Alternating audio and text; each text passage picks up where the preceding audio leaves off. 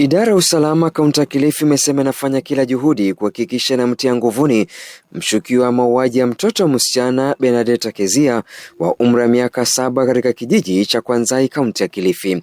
Naibu kamishna eneo la Kilifi Kaskazini Samuel Mtisia amesema tayari maafisa DCI wanamsaka jamaa huyo ili kuhakikisha mwathiriwa wanapata haki. Wananchi wetu wakuwe watulivu, askari wetu na kitengo chetu cha DCI kikiendelea na kufanya uchunguzi na kutafuta hawa wahalifu, na tumetoa himizo kwa hicho kitengo kwamba tusaidiane sisi wote na information yoyote ili tuweze kushika hawa wahalifu kwa haraka kwa muda mfupi sana ambao unawezekana. Akihutubia wanahabari baada ya kufanya kikao na viongozi wa kaunti ya Kilifi na wakuu wa usalama, Mtisia amesisitiza kwamba kuna maandamano yatakayofanyika Kilifi, kwani swala hilo linashughulikiwa na maafisa wa usalama. Hatutakuwa na procession, but tutakusanyika Karisa Maitha. You know, people want information.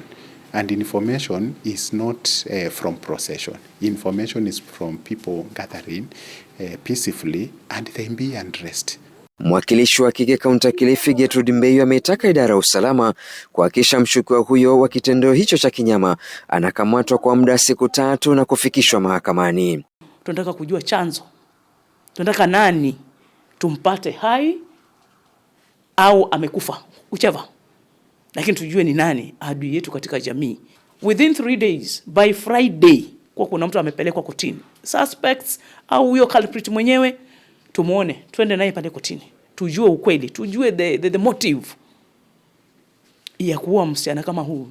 Kiongozi huyo hata hivyo amesema maandamano ya amani yaliyopangwa kufanyika siku ya Jumatano yamehairishwa na wakazi watakusanyika katika uwanja wa Karisa Maitha mjini Kilifi kujadili jinsi ya kukomesha visa hivyo. Kulikuwa tumeandaa maandamano, lakini baada ya mkutano huo ambao umeweza kuongozwa na DCC wetu, tumekubaliana kama viongozi, kina mama wote unawaona, OCPD iko hapa, Kilifi North, DCIO iko hapa, tukakubaliana kwa sababu ya hali ya nchi vile iko na mambo ya maandamano, tukaelezana wengine wanaweza take advantage ya hiyo procession.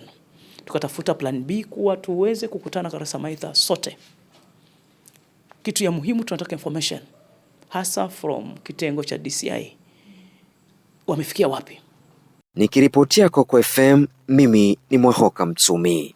Coco FM, ladha ya Pwani.